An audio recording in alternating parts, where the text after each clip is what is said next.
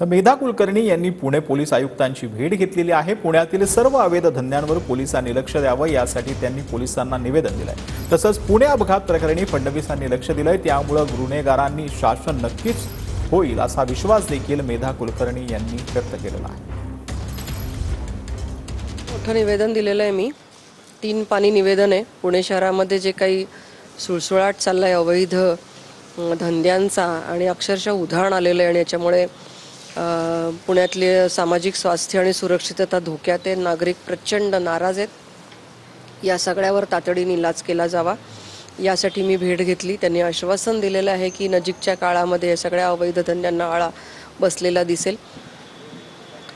स्वतः माननीय देवेंद्रजी यांनी याच्यामध्ये लक्ष घातलेले, अशा कुठल्याही प्रकारच्या गैरगोष्टींना आळा नक्कीच घातला जाईल याची खात्री त्यांनी दिलेली आहे आणि गुन्हेगारांना नक्कीच शासन होईल। कारण होणं अतिशय चुकीचं आहे।